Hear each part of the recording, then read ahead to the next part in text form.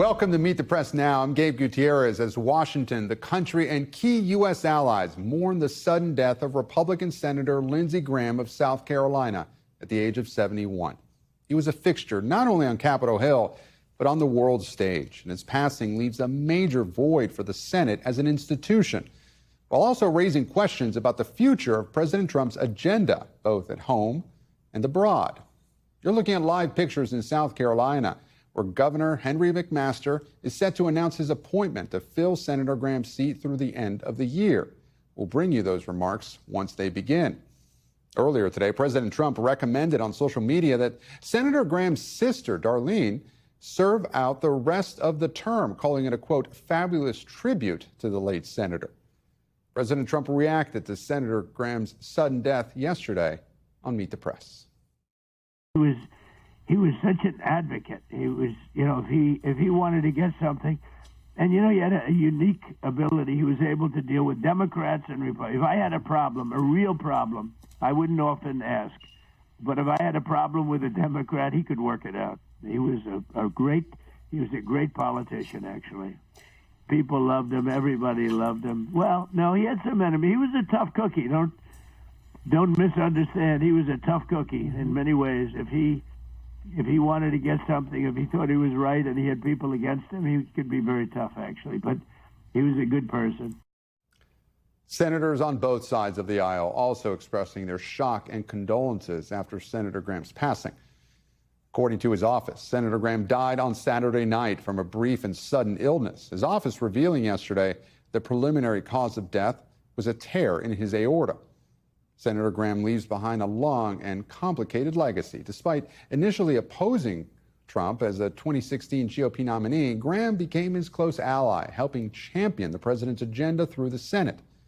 He briefly broke with the president after the January 6th Capitol attack, but later realigned himself with him and championed his return to the White House. During his more than 3 decades in Congress, Senator Graham was a fierce defense hawk, most recently advocating for strong U.S. action in Iran and support for Ukraine and Israel. In fact, Senator Graham had just returned from a trip to Kyiv as he continued to make a push for more sanctions on Russia. Yesterday, the White House flags were lowered to half-staff in honor of Senator Graham, and the president also ordering all American flags fly at half-staff until Saturday evening. Joining me now, our NBC News senior national political reporter Sahil Kapoor on Capitol Hill and NBC News White House correspondent Monica Alba. Sahil, I want to start with you. What is the mood like on Capitol Hill today as senators return to Washington?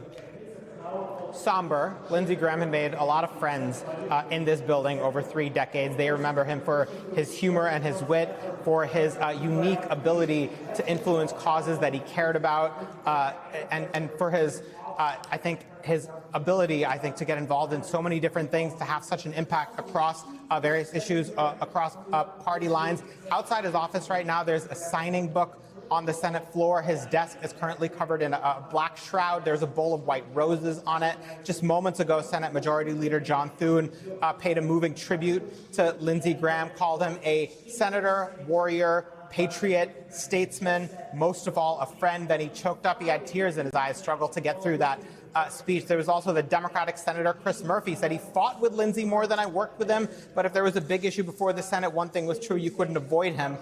He was a force of nature, end quote. That's Chris Murphy. Of course, Gabe, there are the criticisms as well that help fill out the full picture of Senator Lindsey Graham, most notably that zigzagging that you mentioned on President Trump, first warning that he'd be a danger to the Republic, then becoming one of his closest allies. There's a quote from 2019 from Lindsey Graham that stands out the most to me, that kind of captures who he was, to New York Times Magazine. When asked about that zigzagging, he said his goal is to try to be relevant, to play the cards that he's dealt, and to try to get good outcomes with those cards. Sahil, President Trump, as we mentioned, recommended Senator Graham's sister to fill the vacancy. What more do we know about her? Yeah, it's Darline Graham Nordone is her name. She appears to be the heavy favorite to win the appointment to fill out the rest of his term between now and the next few months. By all accounts, Lindsey Graham and his sister are close. They lost their parents when he was in his early 20s. She was just about 13 years old. He helped raise her and get her through school. She cut a recent ad for him when he was running for re-election. Let's play that. I I was just a kid. I remember that day Lindsey came running in and just grabbed me up and hugged me. And he was like, I am so sorry. He said, but it's going to be okay. I'm going to take care of you. And he did. He's always been there for me, no matter what. And Gabe, I believe the governor, Henry McMaster, is expected to announce that decision just about now. Yeah, that's right, Sahil. Let's go live to South Carolina, where Governor McMaster is speaking right now. Determination and character for his state, for his country, and for his world. Lindsey Graham recognized the greatness of America and her obligations to a dangerous world. Lindsey Graham recognized the seriousness of his work, but also the value of humor and a lighthearted spirit. Lindsey Graham understood the hopes, dreams, and needs of his state and delivered for his state every time. Presidents, paupers, famous or forgotten, he treated us all the same. We have seen him attack evil and injustice and embrace friendship and the common good with equal fervor and strength. Yes, we are going to miss Lindsey, but we will always remember his quickness, his laugh, and what he has done for us and the world. As he described himself, this poor boy from a little town in South Carolina. Today, under the law, it's my duty and honor to name someone to serve in the place of this irresistible man, this irreplaceable man, this extraordinary man for the remainder of his term. Lindsey took care of his little sister in years long departed. It's my honor to ask his little sister, Darline Graham, to finish his work for him now. And by the way, Darline, I don't know if I told you, but after we spoke on the phone in the wee hours of Sunday morning, and you agreed to serve through tears, earlier, I had wondered what you would say, and I was humbled by your quickness to see the duty that you had to serve. And I called the president afterwards, and he thought it was a great idea. And I'm sure that everyone here does as well. Darline, little sister, come forward, please.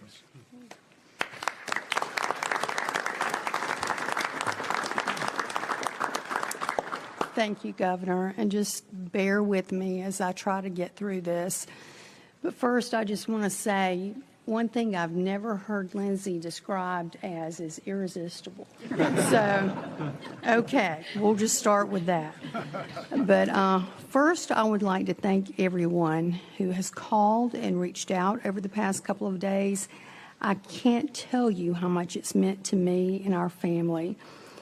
I know Lindsey was loved and respected by many, and I greatly appreciate the memories and even the funny stories that have been shared. These shared experiences, along with our faith, have gotten us through these past 2 very difficult days. Next, I want to thank the governor for selecting me to serve the remainder of Lindsey's term. It is such an honor. Lindsey has always been there for me, and now I will be there for him. My brother was the most amazing person, outstanding leader, and just a genuinely good man. He was kind and considerate and loved by his family dearly. As I think everyone would agree, Lindsey worked harder than anyone. He worked nonstop to make our state, country, and world better. He loved his family and loved serving this state and our country. He dedicated his life to our country. It is such a privilege to get to finish some of his important work, and I promise to work hard over the next several months to support the president and carry forward the efforts of my brother on behalf of the citizens of South Carolina and the United States. I know Lindsey thought the world of his staff and colleagues, and with their support, I feel confident. I think this is what Lindsey would have wanted, and I plan to honor him in this way. Now to Lindsey, I miss you more than I can even put into words, but I'm going to do this. I got it. Thank you.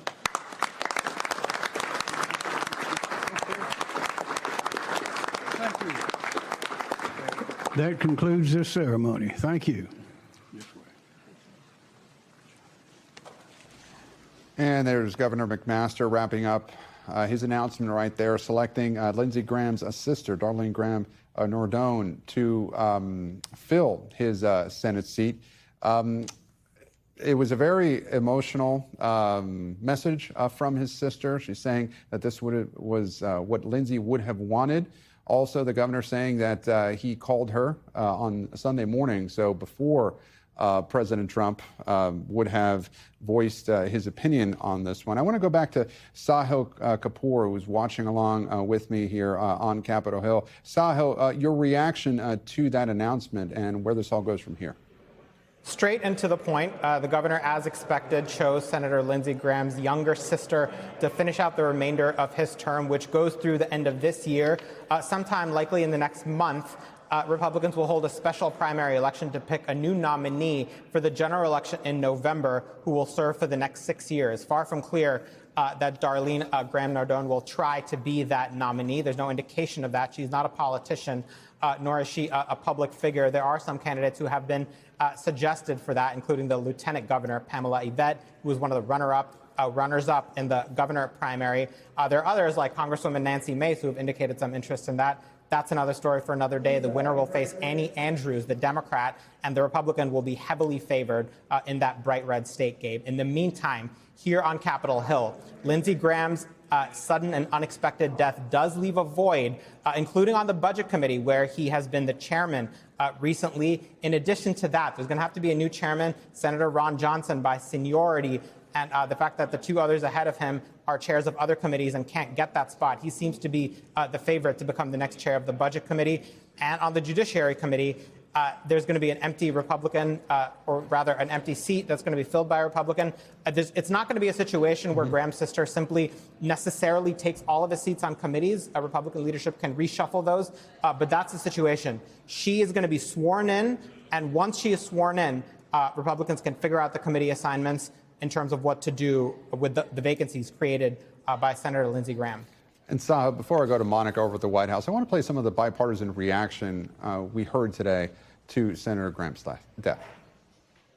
It's difficult to believe that Lindsey Graham is no longer here with us, that we won't run into him at a media day or share a joke with him at this afternoon's vote. The halls of the Senate already feel empty without him. And I know I'm not alone in that feeling. He was a friend to so many of us on both sides of the aisle. And I know that I'm not the only one who finds it difficult to imagine the Senate without Lindsey Graham. Senator Graham was a very forceful and quick-witted presence in every room that he entered. His warm nature made everyone his friend, and I feel blessed to be one of them. That was who Lindsey was. He was proud to be a fierce Republican partisan, but he never lost sight of the need to work across the aisle to make a difference in the lives of Americans. Loretta and I send our condolences to Lindsey's family and his legion of friends in South Carolina and around the world. He was an extraordinary member of the Senate. He helped to make it work.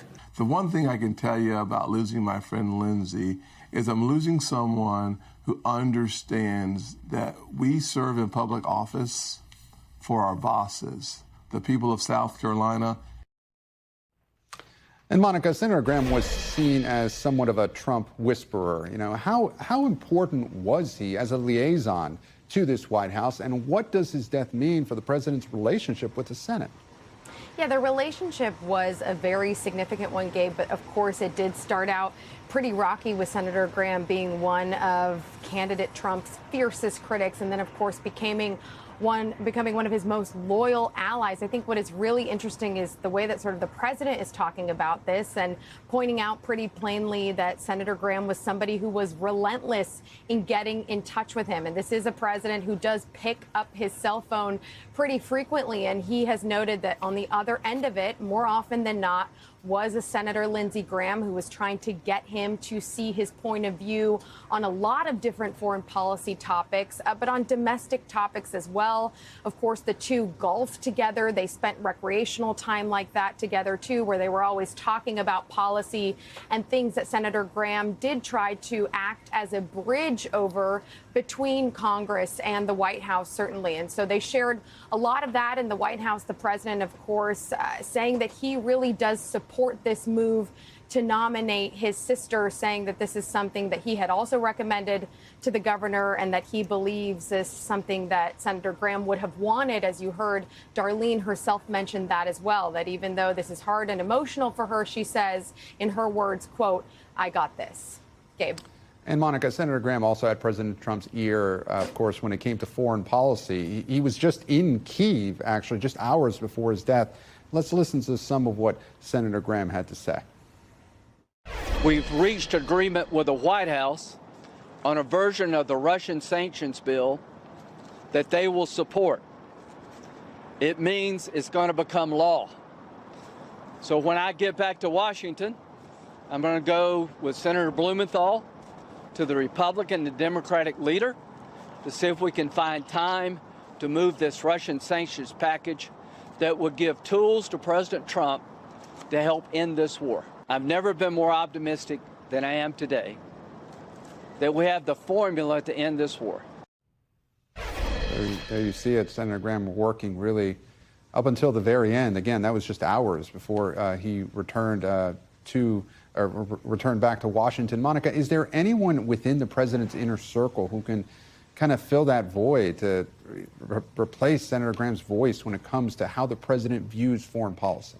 It's hard to say, Gabe, if there is anybody who can actually do that, again, just because of the amount of time that these two ultimately ended up spending together and having these kinds of discussions. But likely you can expect there will be some lawmakers who may attempt to do so. Whether they will be successful or not is an open question. But that is the perfect example, what you just played there about that Russia sanctions bill. Senator Graham had been trying to push the White House and the president on that for months. He had really been trying to advocate for that, and specifically what it would mean for Ukrainian children who have been abducted over the course of that 4.5-year war. The president saying at times that he was sort of in support of it, but trying to figure out how they were going to get it across the finish line. So we'll see if ultimately that is something that can become a reality now.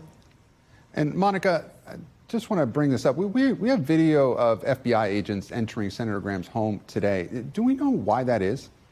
Well, we don't have a complete picture, but we do know from some law enforcement sources that they have said that out of an abundance of caution, agents were going back into the home to see if there is anything additional that needs to be done. But to be clear, those sources also told NBC News that there wasn't any new information or evidence that had come to light in the last 24 hours or so, since law enforcement officials have said that there wasn't any foul play indicated in the death of Senator Graham. Instead, it was that medical issue that you discussed at the top. But of course, that is something that, given the presence in that video that you're playing today, did raise some additional questions. But for now, again, no additional evidence or reason for why they may be doing that. Gabe. And Sahil, all of this is also raising questions about Senator Mitch McConnell's health. What's the update on that front? Well, Gabe, tomorrow marks 1 month since Senator McConnell was hospitalized.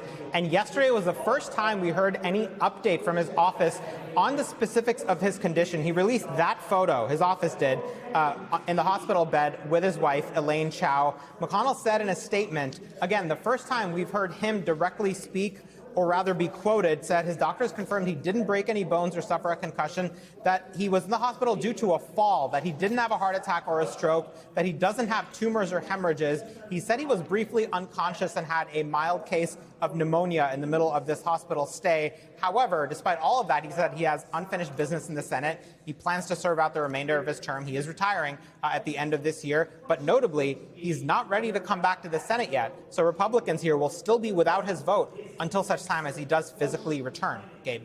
Saha Kapoor on Capitol Hill, Monica Alba at the White House. Thank you both. And joining me now is former Congressman and former Governor of South Carolina, Mark Sanford. Governor, thank you so much for joining us. Yes, sir.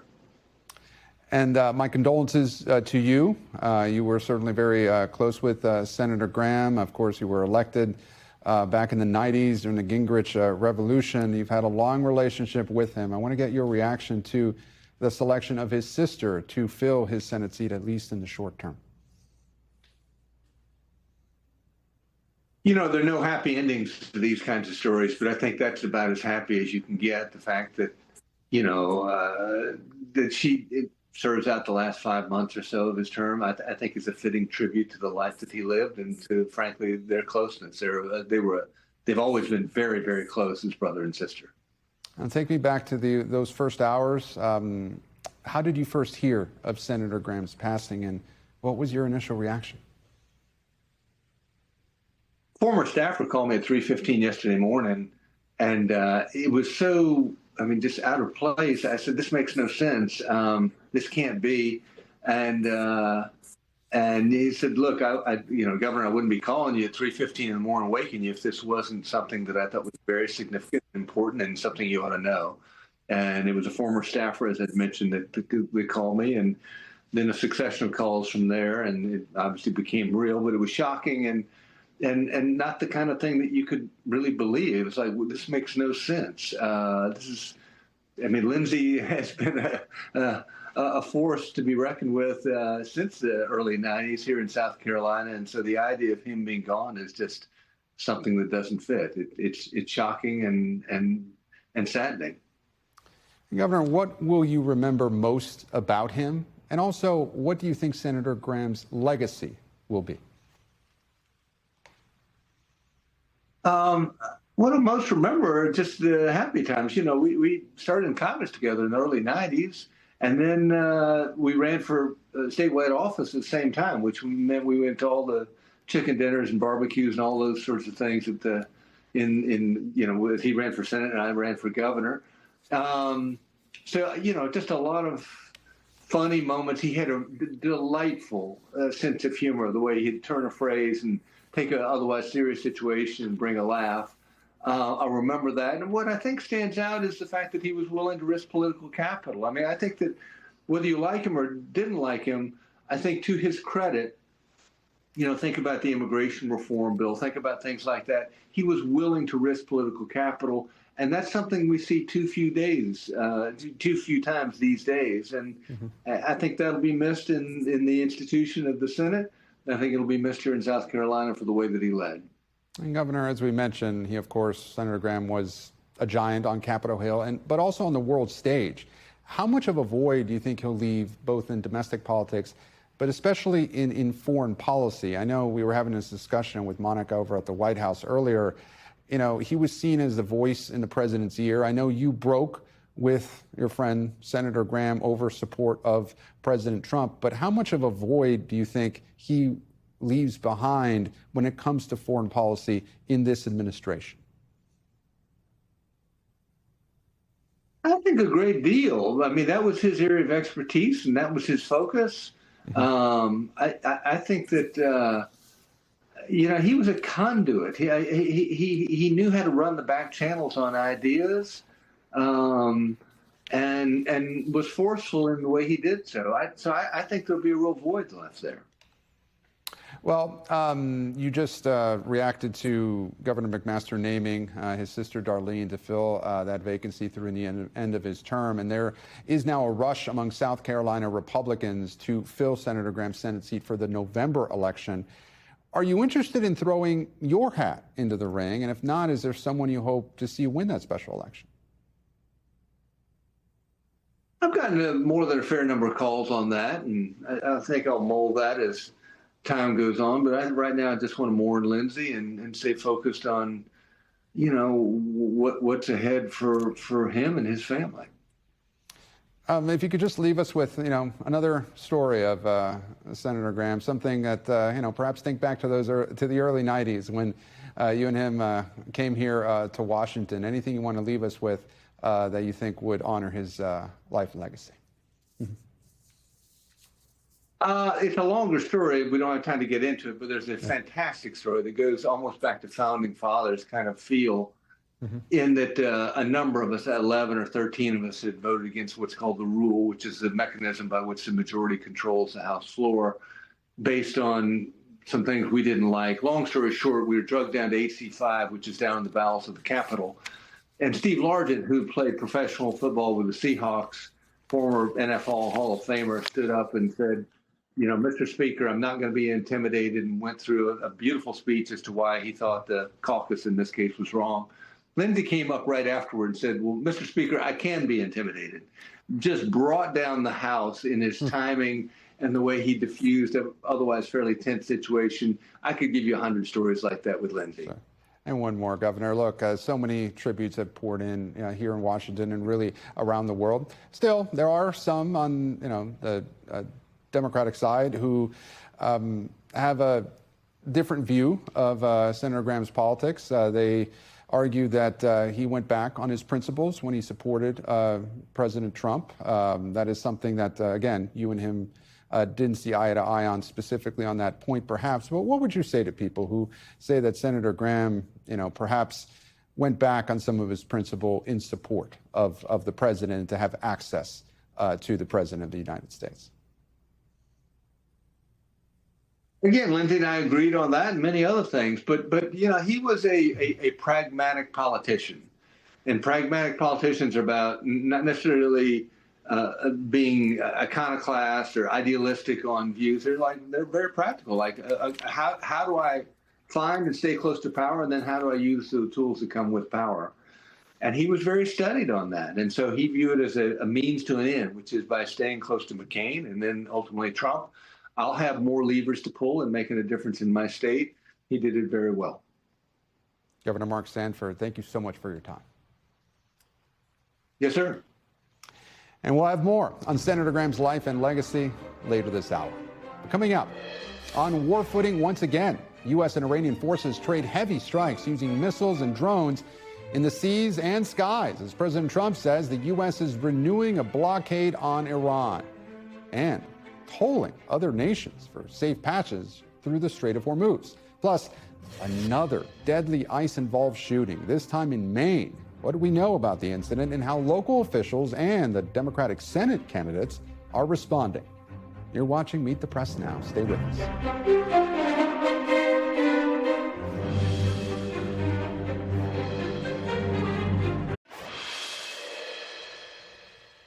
Welcome back. The U.S. and Iran appear to be backsliding into renewed conflict after a weekend of back-and-forth strikes, with President Trump saying just moments ago that he would hit Iran very hard tonight and tomorrow, and sending a war powers notice to Congress to inform them of new military engagements. The president also saying today the U.S. is reinstating its naval blockade on Iran in the Strait of Hormuz, posting on social media that the strait is open, but that Iranian ships will be blocked. Also today, calling the United States the guardian of the Hormuz Strait, and that it would impose a 20% fee on all cargo transported through the critical shipping lane. It is a remarkable move by the president to have the U.S. charge what amounts to a toll for safe passage through the strait, something Secretary of State Rubio has repeatedly said would be illegal if it was done by Iran. We've always said a tolling system in the straits would be unacceptable, but we don't just say that, the world has said that. So it's a threat to the world if they were to try to do that. And it's completely illegal, by the way. And there's no country in the world that's in favor of a tolling system except the regime in Iran. So that's not acceptable. No country is allowed to charge tolls or fees on an international waterway. That's existing international law. That's the way it is. Speaking to conservative radio host Hugh Hewitt, President Trump just said the memorandum of understanding between Iran and the U.S. was, quote, a test that Tehran did not honor. and that additional U.S. strikes were imminent. It all comes after President Trump told Congress that recent U.S. military strikes were defensive, saying the United States Armed Forces remain postured to take further action as necessary and appropriate. Oil prices in the U.S. surged today nearly 10% amid the renewed turmoil and blockade in what was its biggest one-day gain since April 2nd. Joining me now is NBC News senior national security correspondent Courtney Kube. And also Monica Alba is back with us from outside the White House. Monica, I want to go back to you. The president's saying he'll hit Iran very hard tonight and tomorrow. What more do we know about his thinking on Iran right now? And this is the kind of rhetoric that the president was using last week when he was at the NATO summit in Turkey, saying and kind of previewing and sort of telling and forecasting what he was going to do. He's doing the same kind of thing again here, Gabe, even talking about potential additional nuclear sites that the U.S. could potentially hit in Pickaxe Mountain, and saying essentially that, yes, for all intents and purposes, the memorandum of understanding is no longer relevant. That ceasefire is over, and that is made clear and also formally and legally made clear in that letter to Congress that you just referenced. But the president also has used this kind of language before, ultimately then saying that negotiations could get back on track. So is this materially different? It's a little bit unclear, but the president is definitely leaning into this kind of talk, Gabe, to kind of imply that there will be more intensive military action. Whether it's something that's just going to be the next couple of days or beyond that is still an open question. Yeah, Mon, I want to turn to Courtney now. Courtney, it feels like a little bit of deja vu here. Yeah. What do we know about the targets that the U.S. could hit tonight? Because I feel we've been, again, speaking about this for several days. Are we past retaliation at this point? Is this just an ongoing tit for tat? So the U.S. military is still saying these are retaliatory strikes for ongoing Iranian provocations in the Gulf. So specifically going after commercial ships with drones, with cruise missiles. The U.S. military actually shot 2 of those down yesterday was when Iran was attempting to hit a commercial ship. I think the big question now is, this has gone on for about a week, a little over a week now, and the U.S. military has taken hundreds of strikes now. They have gone after many targets, and they have exhausted many of the targets along the coast. There are still more. So I think the big question is, will we see this start to evolve into more than just the military going after the same sorts of things that they have done in the last week? So things like coastal radar sites, anti-ship cruise missile launchers, drone launchers, storage facilities, those sorts of things. Will we see them not only move further inland, but to potentially go after things like infrastructure, like what Monica was saying, nuclear sites? That would be ratcheting it up in another escalation. It's hard to know because President Trump often does have very strong rhetoric that's not always backed up with the military action. You mentioned the use of drones. The Pentagon also said that it used sea drones for the first time. What more do we know about that? Yeah, so this is the second time we've seen sea drones used operationally, but this is the first time that they were used to actually carry out an attack. The first time, you may recall, when there was a helicopter that went down a few weeks ago, some sea drones went in, they picked up the surviving pilots. In this case, the military is using them in ways that we have seen in other operational theaters, places like Ukraine, where they can pack them with explosives, they can literally ram them into a location, and it can operate as almost like an IED in some ways that we used to see, but in this case, it's seaborne. Well, we were talking earlier, Court, about this new 20%, in essence, toll or fee, whatever you want to call it, that the president announced today. Is the U.S. military in a position to enforce safe passage through the Strait of Hormuz? So there still is passage through that southern corridor. It's really hard for us to track because in many, if not all cases, these ships are moving along this sort of quote unquote safe corridor where the military is there. They're sort of directing them through. As I said yesterday, they shot down projectiles that were targeting a ship there. So they are providing some sort of a defensive measure to these ships. But in some cases, those ships are turning off their AIS, their beacons, or their communication devices. So we don't necessarily know through the basic ship trackers how many are going through and what they are. It's really, really difficult to know. All we can say is the U.S. military and U.S. Central Command are assuring, and they are saying very forcefully, that ships are still moving through with their support, in some cases, through the Strait of Hormuz. And Monica, the president also announced a speech to the nation. What do we know about it? Well, we don't know exactly what the topic will be, Gabe. We just know that the White House and the president himself announced that there would be a speech at 9 p.m. on Thursday. We have asked White House officials specifically what that's going to be on. Is this something that is going to potentially be related to Iran, as we've been discussing, or a completely separate topic? And officially, there is no declaration on that. It's a little bit unusual to forecast a speech a couple of days away without telling us what it's going to be about. So this is raising a lot of different questions, but officially it's unclear. There's some reporting out there that it is possibly related to something that the president has tried to tease in the past, which is the possibility, he says, of what he would assert could be some information about the 2020 election. Again, it's unclear if that is going to be the topic, but we are certainly pressing officials to provide more information. As White House officials are fond of saying quite often, stay tuned. Monica Alba at the White House, Courtney Cuby here in studio. Thanks so much. And up next, inside Democrats' plan to replace Graham Plattner after the embattled Senate candidate officially withdraws from the race, setting up a 2-week scramble for his party to pick a new standard bearer to take on Republican Senator Susan Collins. Plus, how the field in Maine is responding to reports of a fatal ICE-involved shooting near Portland. Keep it right here on Meet the Press Now.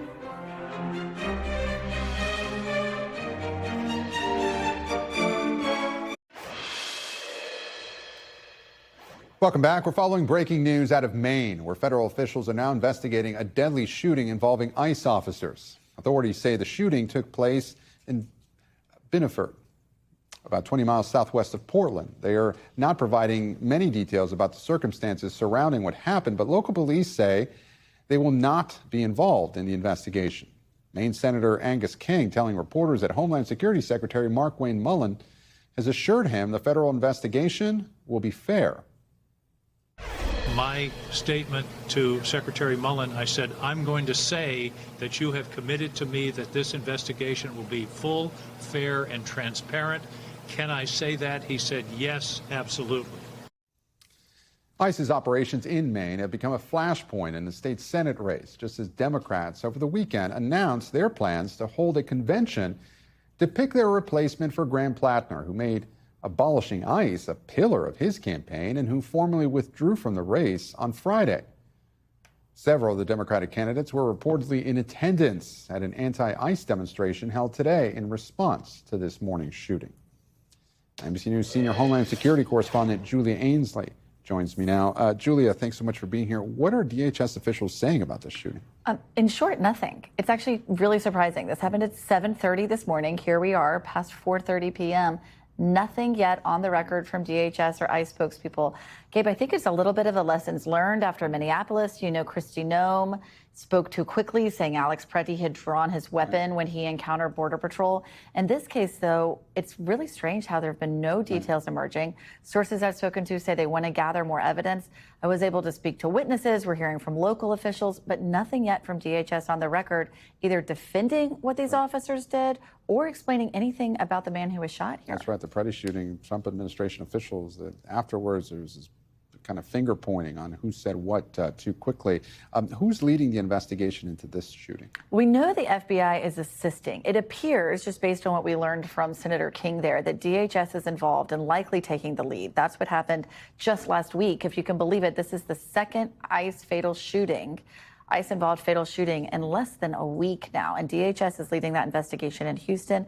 That's become more of the norm, where DHS handles this either through their inspector general or there are other ways for internal investigations, while the FBI assists. And locals, in this case, as we know from Benefit Police, are not involved. And to that point, we mentioned that in the introduction, local officials are saying they're not investigating. How unusual is that? It is unusual, although we did hear from the state attorney's general office that at least Maine, as their state law enforcement entity, will be investigating this. We did see some push-pull, again, going back to Minneapolis, where state investigators in Minnesota were often blocked from getting what they wanted from DHS. So we can see if that happens again here, but definitely something that we'll watch and see if there's any tensions that flare. You mentioned that this is the second ICE-involved shooting in less than a week. Do you have any update on the other one in Houston? Well, in Houston, we did hear that the man who was shot was not the target that they were going after. What we learned late last week is that there was an address known to ICE, and they were on their way to this address. They got very close to this home where they saw this white van. Now, the man that they pulled over was in the country illegally. That hasn't been disputed, but he did not have a criminal record. He'd been in the U.S. for 35 years, and according to his son, he had applied for a work permit and was seeking to stay here legally. Not exactly someone who would be on the top of ICE's list to arrest, much less to end their life. And in this case, oftentimes we're going off of what people nearby are able to get. I spoke to a witness just today who saw this shooting in Maine today. He said no one should have to see such a thing. And he said that the man who was taken out of his car after he was shot, the last words he said to ICE was, "I tried to stop." So that's what we want to know, both in this and in Houston. If ICE says a vehicle was used as a weapon, we're going to want to know exactly how and whether or not there were any other options available to these ICE officers before they decided to use their weapons. Julia Ainsley, our senior Homeland Security correspondent. Julia, thank you as always. And we'll dive into the turmoil inside the Senate for both parties and the White House. The panel is next, coming up right here on Meet the Press Now.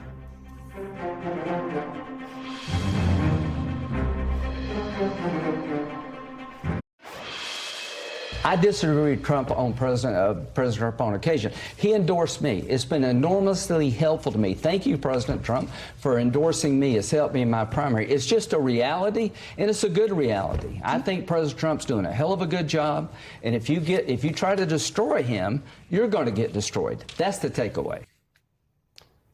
And welcome back. That was the late Senator Lindsey Graham, of course, in May on Meet the Press with a warning about crossing the president. Senator Graham was a prolific presence on the Sunday show circuit over the course of his decades in public service. He appeared on Meet the Press 63 times. Joining me now is today's panel. Kate Santalese, congressional reporter for Axios. Mo Elleithee, Democratic strategist and executive director of Georgetown's Institute of Politics and Public Service. And Mark Bednar, Republican strategist who served as head of communications for former House Speaker Kevin McCarthy. Thank you all for joining us here on Meet the Press Now. And Kate, I want to start with you. Who do you think can take the mantle from Lindsey Graham as a liaison between the White House and Senate Republicans? Right. It's a good question. He did play such a big role in the Senate. He was willing to work across the aisle in a way that a lot of Republican senators weren't willing to do. And we've seen that by all the warm remarks from his Democratic colleagues in the Senate now. In terms of his replacement, we know that we have a few interested candidates among South Carolina Republicans, including Congresswoman Nancy Mace, William Timmons, Ralph Norman, Russell Fry. So they're all going to be running over the next few weeks, getting their campaigns ramped up. We know that the White House right now, they see Russell Fry as the #1 contender, their top favorite for this race. We know they're a little bit also sour on Congresswoman Nancy Mace as well, who jumped into the race a little early yesterday after news just broke of Senator Graham's passing. But it's big shoes to fill in the Senate. He certainly worked across the aisle a lot and got a lot done during his time. And Mace broke with the president, or at least somewhat, over the Epstein files, so she has that to overcome. Mark, does Graham's death make John Thune's job that much harder? Well, that seat will be replaced by a Republican. Basically, Senator Graham, the biggest legacy that he leaves is that one of the few people on Capitol Hill these days that he learned that in order to spend political capital, you need to accrue it, you need to gain it. And in an age of Instagram and online fundraising, and we see kind of disparate interests throughout Republicans on the Hill right now, Lindsey Graham being able to actually say, let's get favors, let's work across the aisle, let's build coalitions, fight for when you need to fight, and work together when you need to work together. That is a ability to weave amongst coalitions that, those are going to be huge shoes to fill. And speaking of shoes to fill, Mo, Graham was, of course, a fierce Trump ally, but he was also seen as someone who could work across the aisle, who was willing to work with Democrats on some things. Who do you think fills that void for Democrats in the Senate now? There's not a lot, right? There are not a lot of, in sort of this era where so many elected leaders are penalized by their base voters if they are seen working across the aisle. Lindsey Graham was one of the rare ones who figured out how to do it, who figured out, not on everything, and there was plenty of stuff that Democrats disagreed vehemently with him on. But maybe one of the most telling is on when it comes to Ukraine. and the fact that he actually dragged the president, who was very reluctant to jump out there on behalf of Ukraine. He dragged the president closer and closer. He brought this Russia sanctions bill to the 1 yard line and sadly passed away before he could get it over the goal line. Will anyone else in the Republican caucus pick up that mantle and run with it? Remains to be seen. It would be tragic for his legacy. It would be tragic for the world if they can't get there. You know, Mark mentioned that, this will be a Republican seat in the fall. Do you agree? Is there any way a Democrat can win here? I stopped making predictions over a decade ago when Donald Trump was first elected. So much depends on who the Republican nominee is, and this is a wave year. And if it's somebody like a Nancy Mace, for example, that could make this race a little bit more competitive. So, is that your endorsement for Nancy Mace? Nice way to put it, yeah. I will just say that it's folly for any of us to make too many predictions these days. Well, I want to switch gears a little bit. And Kate, Senator Mitch McConnell finally broke his silence yesterday over his hospitalization. His office released a photo of him with his wife, along with a statement that read, "Last month I took a fall, which landed me in the hospital. My doctors have confirmed that I didn't break any bones or suffer concussion. I didn't have a heart attack or stroke. I don't have any tumors or hemorrhages. But I was briefly unconscious and was taken to the hospital." He went on to say, "I've had to deal with a mild case of pneumonia." What do you make of the timing of the statement's release? Well, it's really interesting, right? Because for the last few weeks, we've seen rampant conspiracy theories online about McConnell's health, whether he was conscious or even alive. We had Governor Andy Beshear, for example, call on him last week for transparency to say what was going on. Then we saw that series of phone calls with Leader Thune, Senator Barrasso, Scott Jennings, his former aide, where they all said they had spoken to him for a couple of minutes, 17, 20 minutes. And then that didn't really seem to quell any of the conspiracy theories, which is why we saw this photo released yesterday and this statement explaining what had happened. And one interesting thing to note about the photo is that there's a newspaper in it that shows the Sunday edition of the Washington Post sports section, which can show that the photo was taken recently. And that has seemed to quell some of the conspiracy theories. Some people are still claiming it's AI generated. Right. There's no evidence for that, though. I was about to say. Yeah. The conspiracy theories running rampant, still on social media. Mark, do you think that the 4+ weeks of silence undermine McConnell's credibility here? Well, as we've seen after 4 years of Joe Biden, the American people thirst for transparency, especially from aging leaders. After having been lied to basically by the entire administration about Joe Biden's health, it's pretty understandable that the American public does have skepticism about the health of their leaders. The more that government officials, to any degree, whether health or age or otherwise, can be transparent, that's for the better. And so the fact that at least he's out there now, like obviously we know he's not running for re-election. Andy Barr is going to take his spot in the Senate. But yeah, of course, transparency is always important. Should he have released a video? Yeah, he had the statement. I don't know where he felt appropriate, but more transparency is better. We saw that also even when Dianne Feinstein in her remaining years in the Senate. There's all these questions that happen, and it's transparency is good for the American public. Mo, when it comes to the transparency argument, if Democrats wanted to make it, do they have a tougher time making it, given the previous health concerns over President Biden? And I think I'm glad to hear Mark say what he said, because I think there are a lot of Republicans who are giving McConnell a pass who did not give Joe Biden, did not give Lloyd Austin a pass, Secretary of Defense, when he didn't tell people that he was undergoing a medical procedure.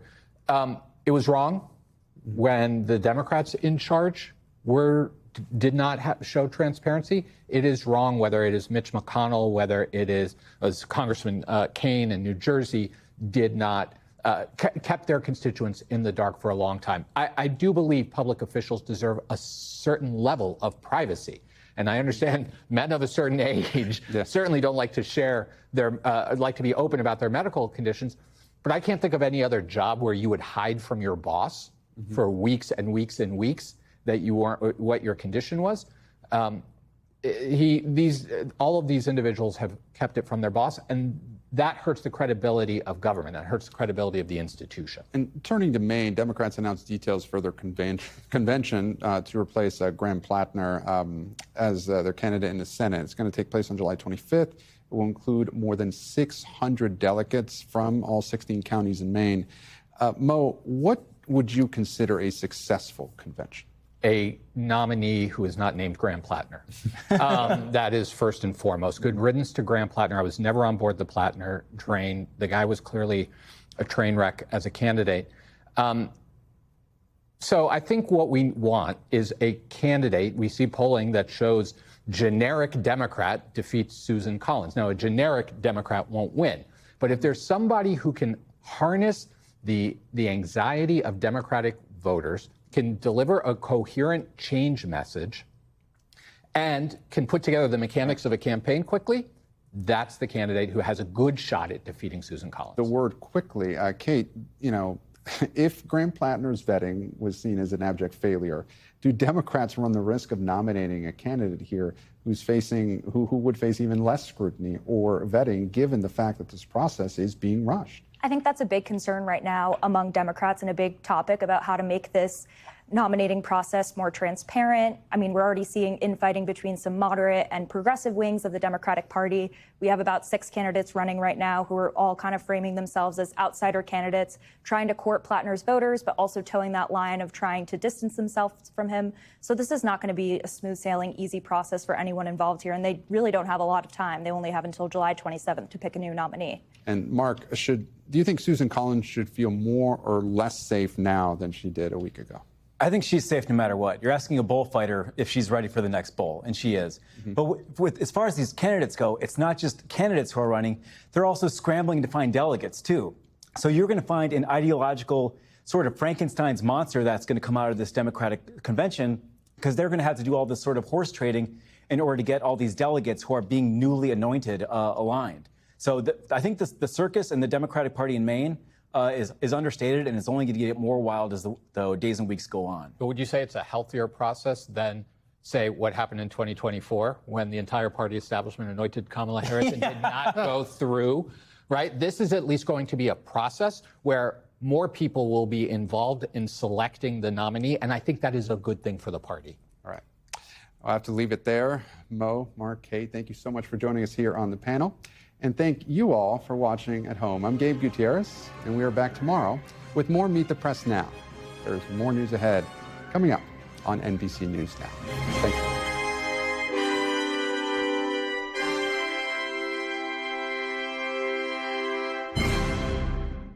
We thank you for watching, and remember, stay updated on breaking news and top stories on the NBC News app or watch live on our YouTube channel.